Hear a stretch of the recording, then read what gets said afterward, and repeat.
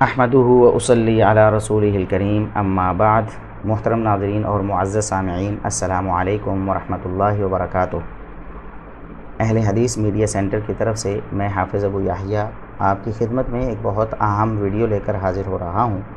نبی اکرم صلی اللہ علیہ وسلم کا نماز تراویح کی رکعات کے حوالے سے کیا معمول تھا؟ صحابہ کرام رضوان اللہ علیہم اجمعین نماز تراویح کی کتنی رکعات ادا کیا کرتے تھے؟ خصوصاً سیدنا عمر بن خطاب رضی اللہ تعالیٰ عنہ نے اپنے دور حکومت میں صحابہ کرام کو باجماعت کتنی رکعات نماز تراویح کا حکم دیا تھا؟ اس مختصر ویڈیو میں انشاءاللہ ایک فیصلہ کن بات آپ کے سامنے رکھی جائے گی۔ رسول اللہ صلی اللہ علیہ وسلم سے صحیح بخاری حدیث نمبر 1147، حدیث نمبر 2013 اور صحیح مسلم میں حدیث نمبر 738 11 رکعت نماز تراویح ما وتر پڑھنا ثابت ہے۔ رسول اللہ صلی اللہ علیہ وسلم سے مسند ابی اعلیٰ میں جلد 2 صفحہ 326، المعجم الصغیر لطبرانی جلد 1 صفحہ 190 حسن سند کے ساتھ آپ صلی اللہ علیہ وسلم کا رمضان المبارک میں صحابہ کرام کو 8 رکعت تراویح پڑھانا اور پھر وتر پڑھانا ثابت ہے۔ رسول اللہ صلی اللہ علیہ وسلم کا مسند ابی اعلیٰ جلد 2 صفحہ 362، زوائد و مسند الامام احمد جلد 5 صفحہ 115، المعجم الاوسط للطبرانی جلد 4 صفحہ 141 وغیرہ میں حسن سند کے ساتھ 8 رکعت تراویح اور پھر وتر پڑھنے پر رضامندی کا اظہار کرنا ثابت ہے۔ سیدنا عمر فاروق رضی اللہ تعالیٰ عنہ کا اپنے عہد حکومت میں صحابہ کرام کو 11 رکعت ما وتر تراویح پڑھنے کا حکم دینا ثابت ہے۔ موطا امام مالک حدیث نمبر 138، شرح معانی الاثار للطحاوی جلد 1 صفحہ 293، السنن الکبریٰ للبیہقی جلد 2 صفحہ 496 میں صحیح سند کے ساتھ یہ بات ثابت ہے۔ سیدنا عمر بن خطاب رضی اللہ تعالیٰ عنہ کے حکم کے مطابق صحابہ کرام کا سیدنا عمر رضی اللہ تعالیٰ عنہ کے دور میں 11 رکعت نماز تراویح ما وتر پڑھنا ثابت ہے۔ مصنف ابن ابی شیبہ جلد 2 صفحہ 391 اور 92 اس کی سند صحیح ہے۔ اسی طرح عہد فاروقی میں صحابہ کرام کا 11 رکعت نماز تراویح پڑھنا پر اتفاق کرنا ثابت ہے، جیسا کہ سنن سعید بن منصور میں الحاوی للفتاوی للسیوطی جلد 1 صفحہ 349 کے حوالے سے صحیح سند کے ساتھ یہ بات ثابت ہے۔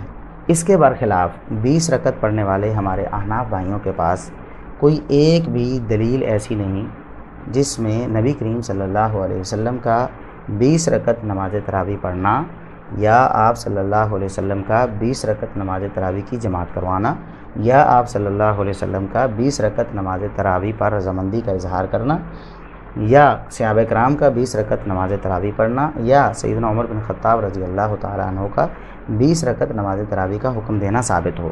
رسول اکرم صلی اللہ علیہ وسلم کے حوالے سے ان کے پاس 2 مرفوع روایات ہیں جو خود ان کے اکابر علماء کے بقول بالاتفاق ضعیف ہیں، لہٰذا ہم ان پر بحث ہی نہیں کرتے۔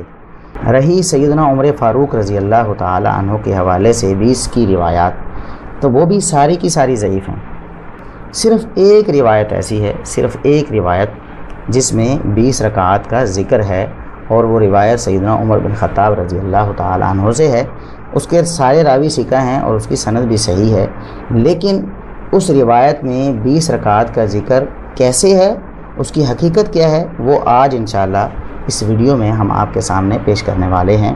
یہ روایت امام ابو بکر عبداللہ بن محمد بن زیاد نیسابوری المتوفیٰ 324 ہجری کی کتاب فوائد ابی بکر میں درج ہے، اور یہ روایت کتنی اہم ہے اس کی اہمیت کا اندازہ آپ اس بات سے لگا سکتے ہیں کہ پچھلے دنوں انڈیا سے ہمارے ایک حنفی بھائی نے ایک ویڈیو تیار کی اور اس میں صرف اسی روایت کی بنیاد پر یہ ثابت کرنے کی کوشش کی کہ سیدنا عمر بن خطاب رضی اللہ تعالیٰ عنہ 20 رکعت نماز تراویح کا حکم دیتے تھے، لیکن اس روایت کی کیا حقیقت ہے آئیے ہم آپ کو بتاتے ہیں۔ یہ روایت فوائد ابی بکر النیسابوری کی 16 نمبر روایت ہے۔ اس روایت کے 3 حصے ہیں۔ سب سے پہلا حصہ ملاحظہ فرمائیں، آپ اپنی اسکرین پر دیکھ رہے ہیں، پہلا حصہ اسی روایت کا۔ امام ابو بکر النیسابوری فرماتے ہیں حدثنا یوسف بن سعید قال حدثنا حجاج عن ابن جریج قال حدثني اسماعیل بن امیہ ان محمد بن یوسف ابن اخت السائب بن یزید اخبرہ ان السائب بن یزید اخبرہ قال جمع عمر بن الخطاب الناس على ابی بن کعب و تمیم الداری۔ محمد بن یوسف کے شاگرد اسماعیل بن امیہ بیان کرتے ہیں کہ محمد بن یوسف جو صائب بن یزید رضی اللہ تعالیٰ عنہ کے بھانجے تھے وہ بیان کرتے ہیں، انہوں نے بتایا ہے صائب بن یزید رضی اللہ تعالیٰ عنہ صحابی رسول ہیں۔ صائب بن یزید رضی اللہ تعالیٰ عنہ کا یہ بیان اس لیے بھی بہت زیادہ اہم ہے کہ یہ خود صحابی رسول بھی ہیں اور سیدنا عمر بن خطاب رضی اللہ تعالیٰ عنہ کے دور میں موجود بھی تھے، اور سیدنا عمر بن خطاب رضی اللہ تعالیٰ عنہ نے جو دو ائمہ ابی بن کعب رضی اللہ تعالیٰ عنہ اور تمیم داری رضی اللہ تعالیٰ عنہ مقرر کیے تھے، ان کی اقتداء میں یہ نماز تراویح بھی ادا کیا کرتے تھے، لہٰذا ان کا بیان وہ فیصلہ کن ہوگا۔ صائب بن یزید رضی اللہ تعالیٰ عنہ بیان کرتے ہیں کہ عمر بن خطاب رضی اللہ تعالیٰ عنہ نے سیدنا ابی بن کعب اور تمیم داری رضی اللہ تعالیٰ عنہما کی اقتداء میں صحابہ کرام کو جمع فرمایا کہ وہ باجماعت نماز ادا کیا کریں۔ فَكَانَ يَقُومَانِ بِمِئَةٍ فِي رَكَعَةٍ، چنانچہ وہ دونوں امام جو تھے وہ ایک ایک رکعت میں 100 آیات کی تلاوت کیا کرتے تھے۔ فَمَا يَنصَرِفُ حَتَّى نَرَى أَوْ نَشُكَّ فِي فُرُوعِ الْفَجْرِ، صحابہ کرام اتنی لمبی نماز تراویح ادا کرتے کہ سحری ہونے والی ہو جاتی، سحری کے بالکل قریب نماز تراویح کا اختتام ہوتا۔ قال فَكُنَّا نَقُومُ ب11، صائب بن یزید رضی اللہ تعالیٰ عنہ کہتے ہیں کہ ہم سیدنا عمر بن خطاب رضی اللہ تعالیٰ عنہ کے حکم سے ان کے دور حکومت میں ان کے مقرر کردہ اماموں کی اقتداء میں 11 رکعت نماز تراویح ادا کیا کرتے تھے۔ دیکھا آپ نے، یہ وہی روایت ہے، جی ہاں یہ وہی روایت ہے جس کو پیش کر کے سیدنا عمر بن خطاب رضی اللہ تعالیٰ عنہ سے 21 رکعت نماز تراویح ثابت کرنے کی کوشش کی جاتی ہے۔ اور اس روایت کی اہمیت کا اندازہ آپ اس بات سے لگا سکتے ہیں کہ گزشتہ دنوں ہمارے ایک حنفی بھائی نے جو انڈیا سے تعلق رکھتے ہیں ایک ویڈیو تیار کی، اور اس میں صرف اور صرف اسی روایت کی بنیاد پر سیدنا عمر بن خطاب رضی اللہ تعالیٰ عنہ سے 20 رکعت نماز تراویح ثابت کرنے کی کوشش کی۔ جی ہاں یہ وہی حدیث ہے، اس کا پہلا ٹکڑا آپ نے سماعت فرمایا کہ صائب بن یزید رضی اللہ تعالیٰ عنہ جو صحابی رسول ہیں، جو سیدنا عمر بن خطاب رضی اللہ تعالیٰ عنہ کے دور حکومت میں موجود تھے، وہ بیان کرتے ہیں کہ ہم 11 رکعت نماز تراویح ادا کیا کرتے تھے۔ یہ آپ کے سامنے عمر بن خطاب رضی اللہ تعالیٰ عنہ سے بیان کرنے والے صائب بن یزید ہیں، صائب بن یزید سے بیان کرنے والے محمد بن یوسف ہیں، اور محمد بن یوسف سے بیان کرنے والے اسماعیل بن امیہ ہیں۔ اب چلتے ہیں اس حدیث کے اگلے حصے کی طرف۔ قلت، اسماعیل بن امیہ کہتے ہیں میں نے کہا محمد بن یوسف سے، اپنے استاد سے، او 21، اس روایت میں آپ نے 11 کا ذکر کیا ہے، کیا 11 کا ذکر صحیح ہے یا 21 کا ذکر؟ قال لقد سمع ذلك من الصائب بن یزید ابن خصیفہ، محمد بن یوسف نے کہا کہ اس حدیث کو الصائب بن یزید رضی اللہ تعالیٰ عنہ سے یزید بن خصیفہ نے بھی سنا ہے۔ تو فسألت یزید ابن خصیفہ، اسماعیل بن امیہ کہتے ہیں میں نے 11 کا ذکر محمد بن یوسف سے سنا، تو یزید بن خصیفہ سے بھی میں نے سوال کیا کہ آپ نے کیا سنا ہے؟ تو انہوں نے کیا کہا؟ جی ذرا غور کرنے کی ضرورت ہے، انشاءاللہ یہ مسئلہ یہیں پہ حل ہونے والا ہے۔ اس روایت میں جو 21 کا ذکر ہے وہ کس طرح ہے؟ فقال حسبت ان الصائب قال 21، یزید بن خصیفہ نے کہا میرا خیال ہے، لگتا ہے، مجھے ایسا لگتا ہے کہ جیسے الصائب بن یزید رضی اللہ تعالیٰ عنہ نے 21 کا ذکر کیا ہو۔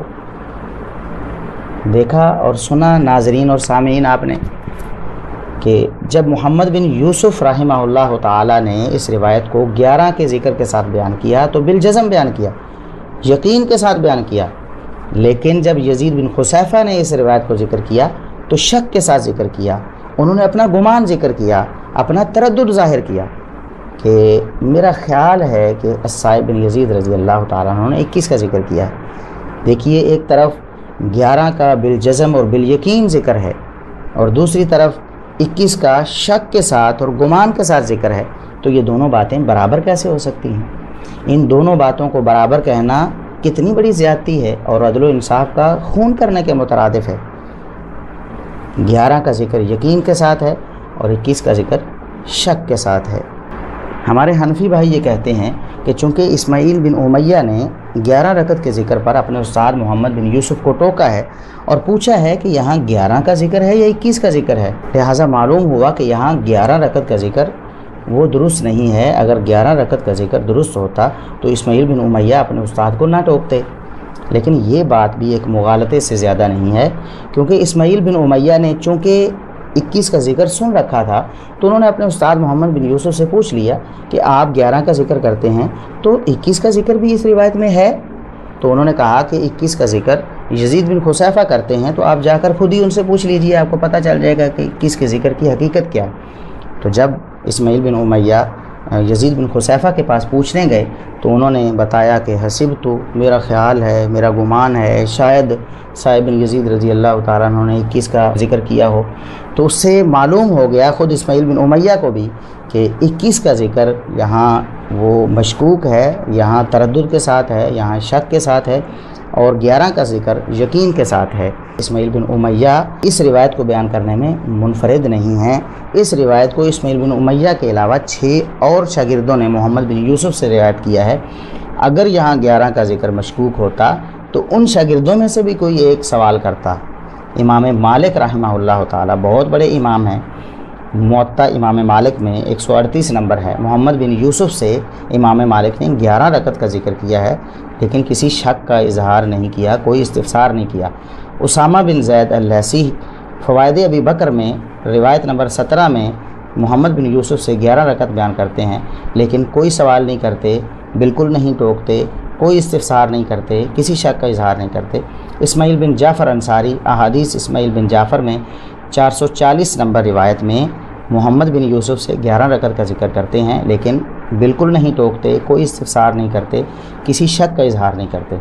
امام عبدالعزیز بن محمد الدراوردی نے سنن سعید بن منصور میں بحوالہ الحاوی للفتاوی للسیوطی جلد 1 صفحہ 349 اسی روایت میں محمد بن یوسف سے 11 کا ذکر کیا ہے، 11 کا ذکر سنا ہے، روایت کیا ہے، لیکن ٹوکا نہیں ہے، کسی شک کا اظہار نہیں کیا، کوئی تردد نہیں کیا۔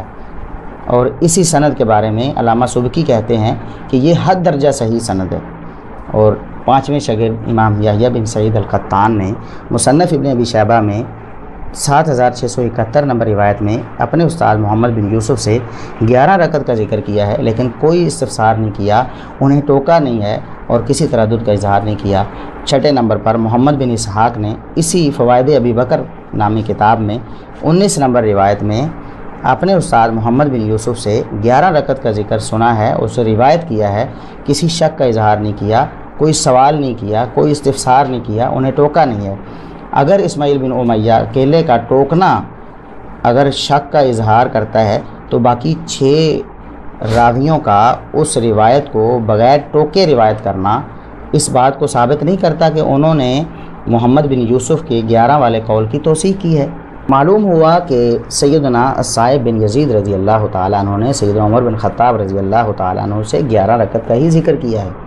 ان سے ان کے شاگرد محمد بن یوسف نے یقین کے ساتھ 11 رکعت ذکر کی ہیں، اور محمد بن یوسف سے پھر ان کے 7 شاگردوں نے 11 رکعت نقل کی ہیں، جبکہ 21 رکعت کا ذکر یزید بن خصیفہ نے کیا ہے، اور وہ بھی شک اور شبہ کے ساتھ کیا ہے۔ یقین کے ساتھ 21 رکعت کا ذکر کسی روایت میں نہیں ہے۔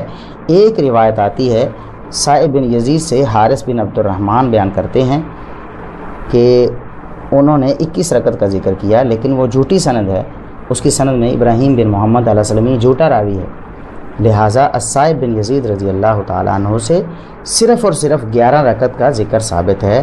21 رکعت کا ذکر شک کے ساتھ یزید بن خصیفہ نے کیا، اور وہ شک آپ لوگوں کے سامنے ہے، کہاں یقین اور کہاں شک، آپ یقین کو لیں گے یا آپ شک کو اختیار کریں گے؟ تیسرے حصے کی طرف بڑھنے سے پہلے میں اپنے حنفی بھائیوں سے ایک مزیدار سا سوال بھی کرنا چاہتا ہوں۔ وہ سوال یہ ہے کہ اس روایت میں تو 21 رکعت کا ذکر ہے، اگر آپ اس روایت کی بنا پر 20 رکعت کو مسنون تراویح کہتے ہیں تو 21ویں رکعت کو کیا مسنون وتر کہیں گے؟ یعنی 20 تراویح اور 1 وتر، تب ہی تو 21 بنتے ہیں۔ اگر آپ اس روایت کی وجہ سے 20 تراویح کو مسنون کہتے ہیں، مسنون تراویح 20 ہیں، تو کیا مسنون وتر 1 ہے؟ کیا آپ اس حدیث کی وجہ سے اپنی فقہ کے اس مسئلہ کو چھوڑنے کے لیے تیار ہیں کہ 1 وتر پڑھنا درست نہیں ہے؟ اگر آپ تیار ہیں تو پھر بتائیے گا ضرور۔ اگر آپ اس حدیث کی وجہ سے 1 رکعت وتر کو مسنون وتر نہیں کہہ سکتے تو پھر اس حدیث کی وجہ سے 20 رکعت تراویح کو مسنون تراویح کیوں کہتے ہیں؟ اب آتے ہیں اس حدیث کے آخری ٹکڑے کی طرف، آخری حصہ جس میں قال محمد وقلت ل21۔ اب محمد بن یوسف کہتے ہیں جب اسماعیل بن امیہ نے یزید بن خصیفہ سے یہ بات سنی کہ میرا خیال ہے، میرا گمان ہے کہ شاید الصائب بن یزید رضی اللہ تعالیٰ عنہ نے 21 کا ذکر کیا تھا، تو محمد بن یوسف سوال کرتے ہیں کہ وقلت ل21، کیا میں نے 21 کہا تھا کوئی؟ یہ استفہام انکاری ہے، یعنی میں نے تو 21 کا ذکر کیا ہی نہیں ہے، یزید بن خصیفہ نے کیا ہے، اور اس کی حقیقت تم جان چکے ہو کہ وہ شک کے ساتھ کیا ہے۔ تو وقلت ل21، کیا میں نے تمہیں 21 کا ذکر کیا؟ اب اس عبارت کو ہمارے حنفی بھائی نے اس طرح پڑھا کہ او قلت ل21، اور او کو بل کے معنی میں بنایا اور ترجمہ یہ کیا کہ بلکہ میں بھی کہتا ہوں کہ 21، اور یہ ثابت کر دیا اپنی طرف سے کہ محمد بن یوسف نے اپنے بیان سے رجوع کر لیا تھا، انہوں نے بھی 11 سے رجوع کر کے 21 کو اپنا لیا تھا۔ 100% غلط ہے کہ محمد بن یوسف نے اپنے بیان 11 رکعت سے رجوع کر لیا تھا۔ انہوں نے کیوں رجوع کرنا تھا بھائی؟ ایک شخص بالکل یقین سے بیان کر رہا ہے اور ایک شخص اپنا گمان ظاہر کر رہا ہے، شک کے ساتھ بیان کر رہا ہے، تو کیا کوئی بھی عقل مند شخص اپنے یقینی بیان کو کسی کے مشکوک بیان کی وجہ سے رد کرے گا؟ اگر محمد بن یوسف نے رجوع کیا ہوتا تو ان کے جو 7 شاگرد ہیں ان میں سے کوئی ایک تو کہتا کہ ہمارے استاد محمد بن یوسف نے اپنے بیان سے رجوع کر لیا تھا۔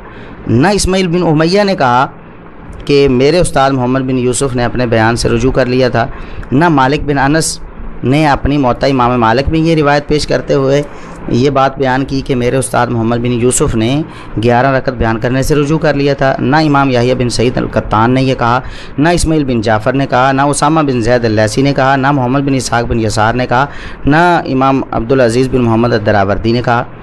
کمال ہے کہ اگر استاذ نے اپنے بیان 11 رکعت سے رجوع کر لیا تھا تو پھر شاگرد اپنے استاذ کی وفات کے بعد بھی ساری زندگی 11 رکعت ہی ان سے بیان کرتے رہے۔ اس کا مطلب یہ ہے کہ محمد بن یوسف نے اپنے بیان سے بالکل بھی رجوع نہیں کیا، یہ صرف مغالطہ بازی ہے۔